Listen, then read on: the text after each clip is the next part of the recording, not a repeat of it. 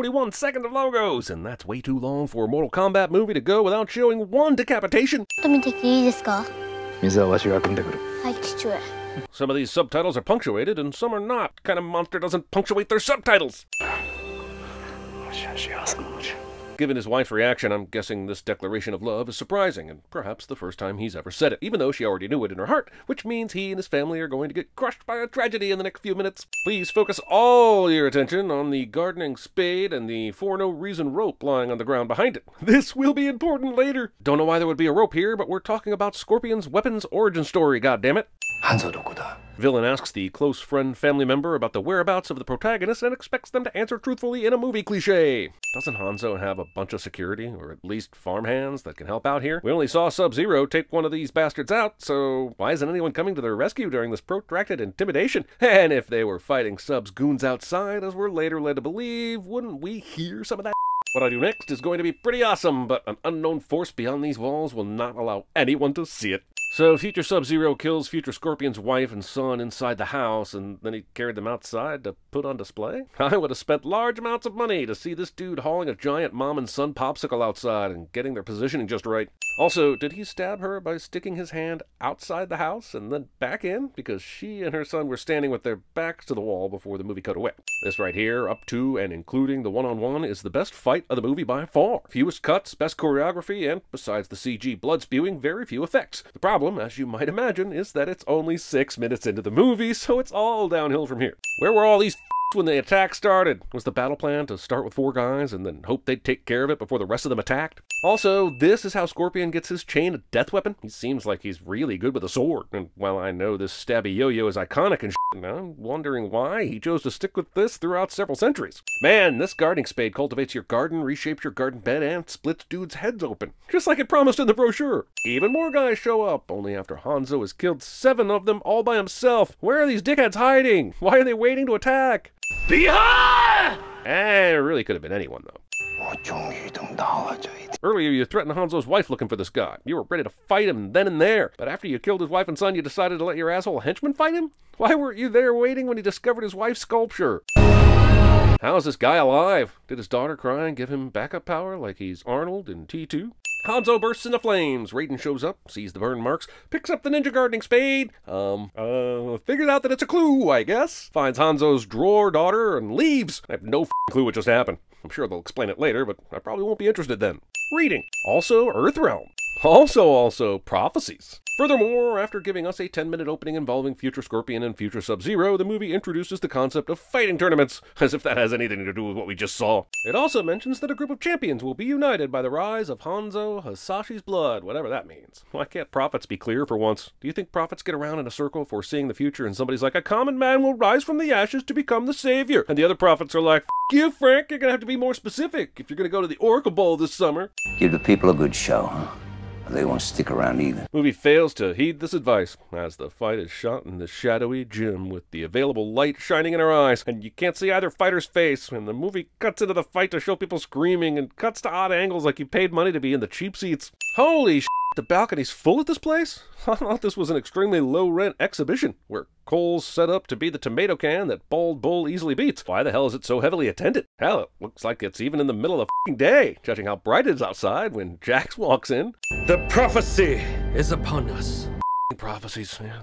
Can we get one interdimensional war in which happens organically and isn't preordained and held at the Department of Mysteries? Also, can't Shang Tsung wait until Sub-Zero gets all the way to the throne before he starts pontificating? Hell, why does Subs have to walk all the way out here at all?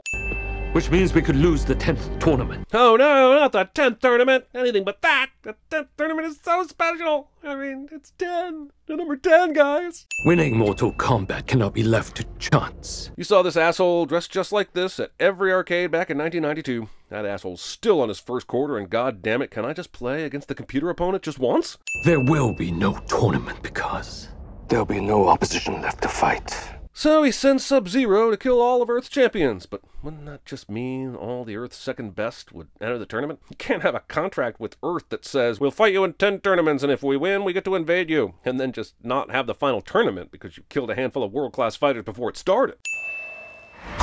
Oh, to have a vision like this, Cole must have touched the one sink of Sauron. Also, Hanzo makes his brief appearance in the bathroom to tell Cole, "I am your blood," and then disappear. In my experience, that's terrible communication. One time, Chris briefly appeared in my swimming pool and said, "I am Edward Norton," but obviously nothing came of it. Cole Young, the man that took the belt from Eddie Tobias. If Jax were going to do this expositional entrance cliche, why'd he wait until now, when Cole's clearly having a moment with his daughter? He could have caught him after he cleaned up in the locker room, right? Sub-Zero decides to make all the gold instead of appearing right next to Cole and stabbing him with his ice pick thingy. I guess he's like Pennywise, and his prey tastes better if they're really scared. I was sent here from Outworld to this diner where I knew you'd be because of some sort of Outworld tracker magic. Holy f***, look at this poor bastard. He took a snowball in the face and dropped like a sack of potatoes. Is he dead? I'm pretty sure he's dead. Let's check again. Probably. Not quite sure. Let's see it again. Okay, now it's starting to get sad, but one more time. He's totally dead. Damn it, SZ. What did this asshole ever do to you? The ice is smashing all the glass in the diner, but it's somehow foiled by Jax's truck. Look. That's impossible. Guy with an impossible dragon birthmark tells another guy that his dragon birthmark is impossible. I'm not the fighter that I used to be, okay? No but they don't have the marking. So like it or not, Cole, you're the guy. So wait, does Earth have any say in who they send to defend themselves? And they will kill whoever they have to get to you. That's a lot of twos in that sentence, but anyway, why would they need to kill anyone to get this person when they can just clearly show up outside a random diner where they happen to be? Jax makes a sudden and unexpected turn to the right, and yet there's Sub-Zero just standing there waiting for them. He must have low-jacked Jaxie's relaxy taxi. You need to get to Gary, Indiana. Find Sonya Blade. Sub-Zero just waits for this entire conversation to take place instead of attacking this entire vehicle with hail daggers. Seriously, this is just like any dickhead demon in a horror movie. Is there a reason Sub-Zero is f***ing around with Jax here instead of meeting him head-on and kicking his ass? Is Paranormal Activity's Toby his eventual descendant? This ain't a freeze, it's a goddamn arm break. What of Lord Raiden? If he discovers we're breaking rules. We didn't win 9 straight tournaments by following the rules. Really? What are the rules of those tournaments then, and how are they not disqualified? Is Mortal Kombat the competition that determines the fate of the universe is seriously governed more loosely than Major League Baseball? Seems like Jax could have warned Cole about how to approach Sonya's domicile or radioed Sonya about a potential visitor, so this fight didn't need to happen. Jax sent me. Where is it? Sonya plays the pronoun game so that Cole has to ask what the hell it means. I'm surprised Sonya doesn't walk into her own house punching the tables and chairs, you know, just in case they're spies. She has all these pictures of Cole everywhere, but she still felt the need to fight him before asking questions. The target had the same marking you do, Cole. When Jax finally took it down, the dragon marking transferred directly onto his skin. You just said this target took out your unit in mere seconds. How the f*** did Jax get around to killing it? I mean, Jesus, do you yada yada much? I've spent years trying to figure out what it all means. And as you can see, I've made it all the way to the big board with a bunch of news clippings level of my search. Impressed? Seems that throughout history, different cultures all over the world, they reference a great tournament. Yet, somehow, very few people know about this tournament, despite there being 9 of them over the last handful of centuries. I mean, seriously, if Raiden and the Elder Gods cared one whit about fairness, this would be a well-known thing throughout the world, and honestly, it might be a better movie if the people of the Earth Realm knew this from birth. As Mortal Kombat. Roll fatalities. Did you make that last part up? You, dude. You just saw a guy who made it snow and then created an ice storm right in front of your eyes. You were concerned enough to travel to Gary, Indiana to find someone named Sonya Blade. Your incredulousness at this point is poor form. I hate to interrupt you, bullshit, Blondie. Why the f*** didn't Sonya say anything about Kano before she started going into the history of Mortal Kombat? Remember that the Outworld crew has a big-ass Goro, but to finish this process, they elect to send in the discount Killer Croc. Kano, use the flare! Kano does indeed use the flare. However, the lizard just sits there and waits while Kano eventually figures it out. It's fair to share if you care that they had a spare flare over there to spare.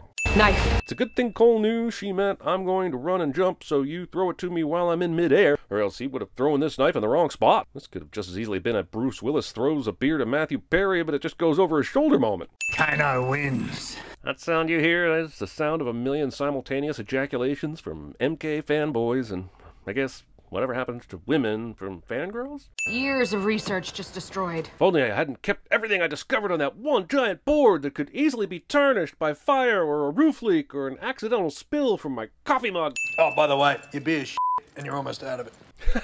Kano is pretty awesome in this movie. He's a goddamn delight. 2 million. You're in this shit, and you got $2 million. You're gonna give that guy $3 million? No. I live in this shithole. You think I got $3 million? And yet, in the very next scene, here they are on the plane without Sonya even having to prove she has $3 million. They even get all the way to jumping out of this plane, and Kano hasn't even asked about the money yet. The only thing missing from this scene is no doubt just a girl, I guess. It's like the movie needed to prove Sonya was a badass, so here's this fight out of nowhere. Besides, she can't kill Kano. They still need to know where Raiden's temple is, and he's the only one who knows. Finally, you have come to seek out Raiden's temple. What do you mean, finally? Hardly anybody knows where this is. Follow me. And then they go in the exact opposite direction they were headed. What the I guess it was lucky Liu Kang ran into them, huh? It is essential that we begin your training for the next tournament. This was a pretty long walk to the temple. If it's so essential to start their training, why wasn't Liu Kang talking about it during the entire journey? We don't have much time. It feels like someone this up if they only have a couple weeks to train. How is this going to go down if the people with the markings were never told to come here? Or if Kano didn't somehow know the location by chance? Would Mortal Kombat have begun at a Nashville McDonald's? Since the markings have a supernatural quality, you'd think they'd point the fighters in the right direction. At least they'd know what was at stake. Now what? You gonna make a door appear out of nowhere? I thought Kano ran guns through this temple for some reason, and that's why he knew where it was. But now that they've gotten here, I don't have any idea why he would have run guns through this place, and he seems to be unaware of anything related to the temple. So maybe Kano's knowledge was all a lie so the movie could get here? There are not many of us with a marking left, so you must train harder and faster. What does the number of fighters have to do with how fast they have to train? They were picked to fight for Earthrealm, so they had no choice. And then someone dropped the ball telling them there was a tournament, which led to this time crunch, which means they would have had to train harder and faster no matter what happened. It has been my charge to gather all the champions of Earth. By the time I found Jax, I was too late. You mean you were looking for him before he got his arms tore off by Sub-Zero? Gosh darn it, you just couldn't find him until the week he got killed? Then, using the super sleuth skills you clearly don't possess, you found him in this building, and then what did you do? You were able to pull this dude out of that pit he fell in and managed to take him to a private airfield, and nobody saw you carrying around an armless black man? I don't believe your story, Liu Kang! Also, someone in the Earthrealm department that handles finding people on the planet to save the world needs to be fired, and if that happens to be Liu Kang, I'm game. I have gathered the remaining champions of Earth. No, you didn't. You just happened to be walking around the desert and bam, just happened to run into them. Didn't look like you were looking for Liu Kang. This is what I have to work with. It's kind of your fault, dickface. Where's the infrastructure? Also, a minute ago, they had only 2 guys, and one lost his arms. Think getting 2 more people is good news. What would have happened if Liu Kang hadn't shown up with these people today? Would Raiden yell at him? Can I see the parallel universe where that happens? You are in no physical or mental shape to fight. I've got the marking, asshole. There's no choice. The time has come to end this. Okay, so is now the time? I thought the time was when you sent Sub-Zero to kill Cole. Then it was when you sent Alligator Loki to Sonya's compound. I'm just saying, I'm getting a real Soul Eater Who Cried Wolf vibe off Shang Tsung. The conflict outside of Mortal Kombat is not forbidden. Besides, the other gods are too lazy to stop me. The movie just now admitted what a stupid jam it's put itself in. There aren't rules preventing them from killing people before the tournament, and the gods who were meant to keep things fair are too lazy to enforce the existing rules. All this lack of structure and loose interpretation of the rules has taken up 50 minutes of runtime when we should have been seeing fights galore with stakes. Raiden shoots a giant lightning bolt that somehow manages to go through rock to form this perfect barrier between he and the bad guys. You think these tricks will protect you forever? Only a matter of time. Wait, now is not the time? God damn it, someone get this out of Timex. Could be a frisbee hat. You know, no offense, whoever you are. The name is Kung Lao. Oh, good. Glad this guy could get such an awesome character introduction. We should probably play that Alan Parsons Project song, Serious, whenever this dude shows up on screen. Your inner power comes from your arcana. It's weird that you say that, since my power comes from Tech's arcana. I think they might be related. A fighter without a marking can never achieve their arcana. That's racist. These are some sick moves and stuff, but honestly, I did the same once just by mashing down all the buttons at once on the arcade game at my local Funland. Really pissed off the kids that had the combinations memorized. What a bunch of f***ers. How do I find my arcana? It must come from your soul. Seems like this could have been discussed before they were in the fighting pit, and since we've been told they have no time, not telling him earlier is malpractice. There, I was given a purpose. Stitch position? Upon graduation, I was given the name of a man. He was a purveyor of rare things, children, orphans. Are children rare? He had a marking, so I chose to take it from him. And in that moment, my arcana came forth. So he was sent to kill this bad guy, and once he did, he got his marking, but he also got his arcana at the same time? Yeah, that's super lucky. It's almost like everyone in this movie should get their arcana at the same time as their marking, just so we don't have to sit through all this shit. Come on, you got this. Jesus, this part of the Mortal Kombat movie montage is so hard, it might as well be Rocky 40 Annihilation. My first day of training. Oh, we had to run 20 miles? Skip!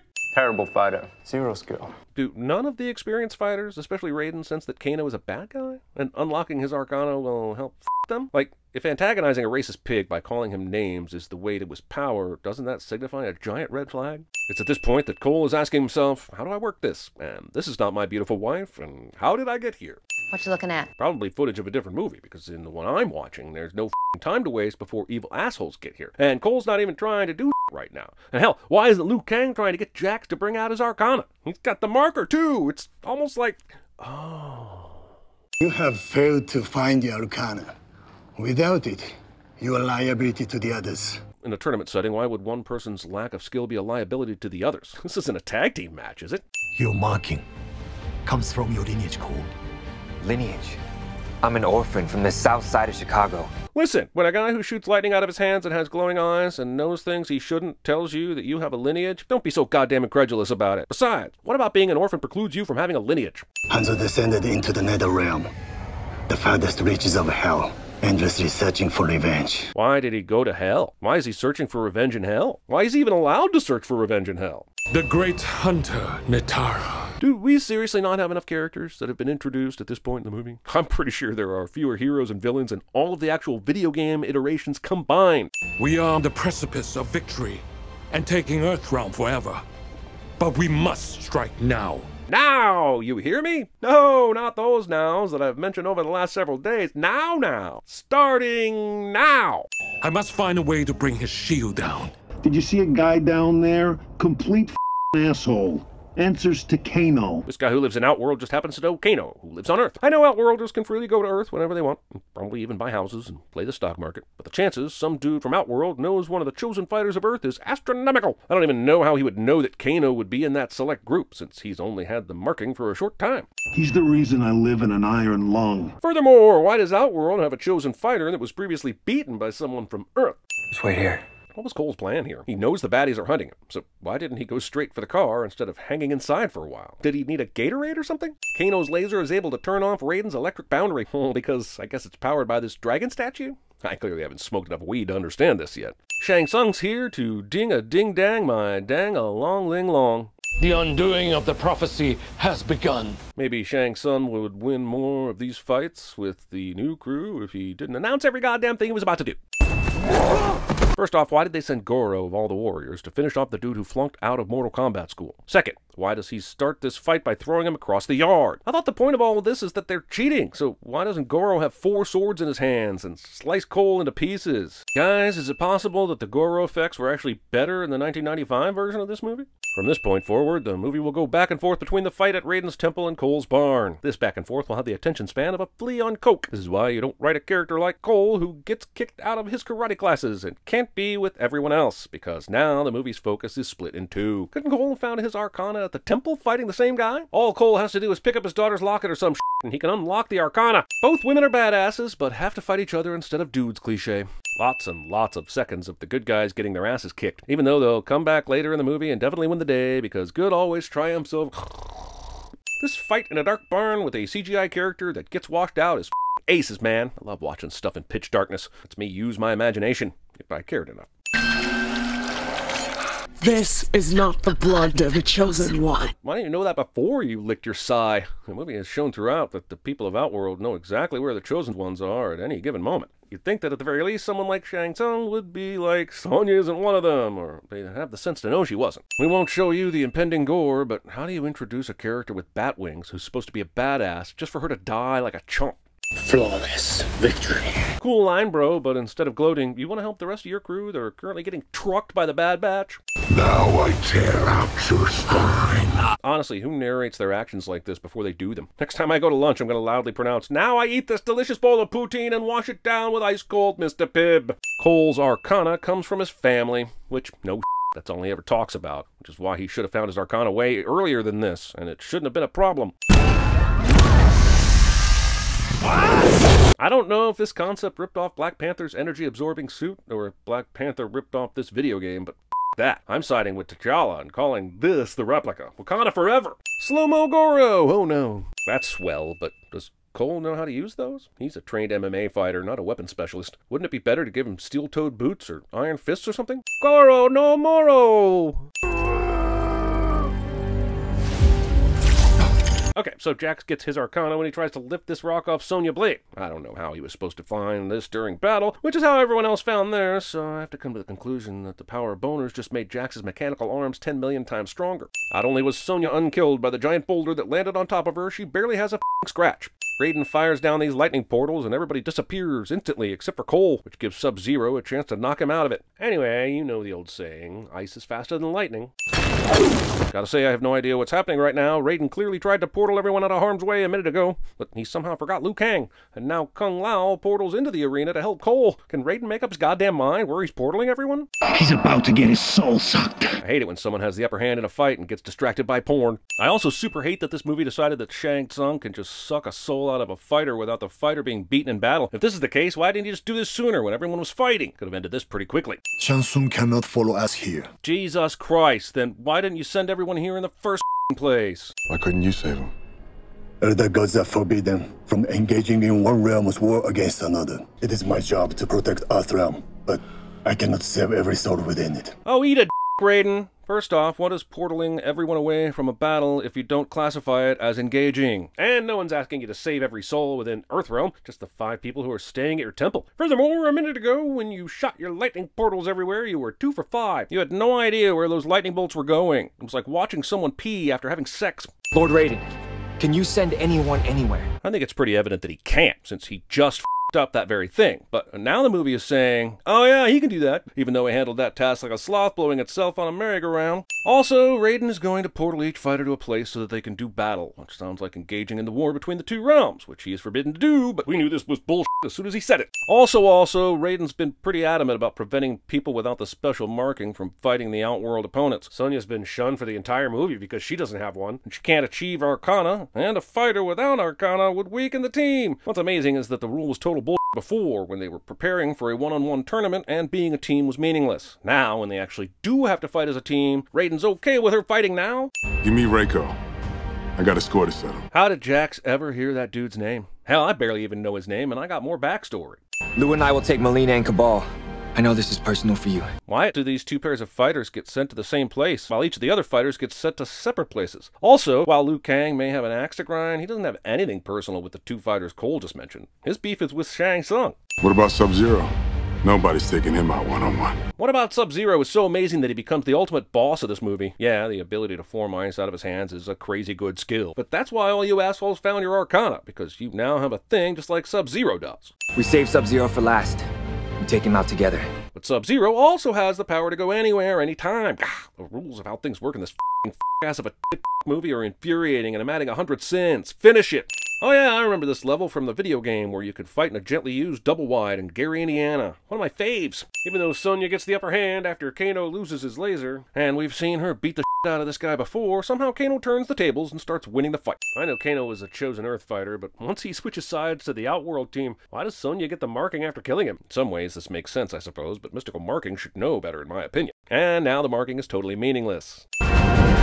Oh, Liu Kang just held his low kick button for 3 seconds, then released. That's all we gotta do in life, fellas. Find that special low kick button. The length and girth and power of this fire snake shows that Liu Kang's been holding on to this one all day. Fatality for Kung Lao. Yes, Kung Lao, who was killed by Shang Tsung, is totally avenged by killing this dweeb who had nothing to do with it.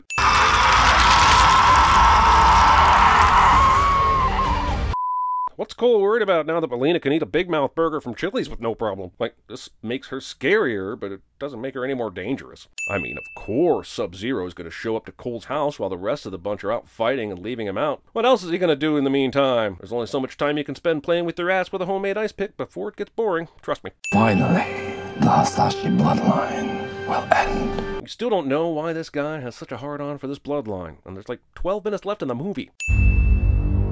Who movie asks you to both clap and masturbate, meaning you need to be Goro to truly show your appreciation for this scorpion appearance. Get over here! Cool, I see they have ESL classes down in hell and that our boy Hanzo has been really hitting the books. I'm not saying Sub-Zero's not a badass, but Scorpion's beaten hell to get back here. So why is this even a fight? He beat hell!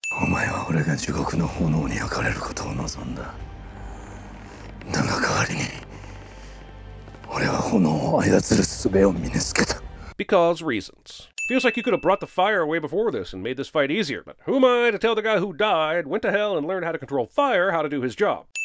This asshole puts his mask back on immediately after cooking Sub-Zero, only to take it right back off to tell Cole, "Thanks for freeing me, dude." Well, I guess that's the end of that. There's no way Subs survived that, and we'll be back for the obvious sequel that they set up at the end of this movie. Nope, no way this franchise would retcon the death of such a beloved figure that met such an epic end. At first, I thought the others didn't get sent here because no one knew where Cole went, but now I realize that they completely abandoned their plan to take on Sub-Zero as a team, since Raiden and the others show up after the battle. I am Liu Kang. Sit. I will warm you. That would have been pretty handy during the time you were completely frozen on ice, but Raiden said I hate logic and the argument ended there. I thought you said you couldn't get involved. And that's all the movie has to say about that. Remember when Raiden was a fighter you could play in the game? What happened to that in the movies? Why is Raiden just a guide or referee in both the 1995 film and this one? I'll assemble a new list of champions. You must find them. Why can't you find them? Also, why didn't you assemble a new list when everyone was getting killed all over the world? Why are you, Raiden? This movie finally throws in the f***ing towel. The movie omitted Johnny Cage just so it could tease him for the sequel.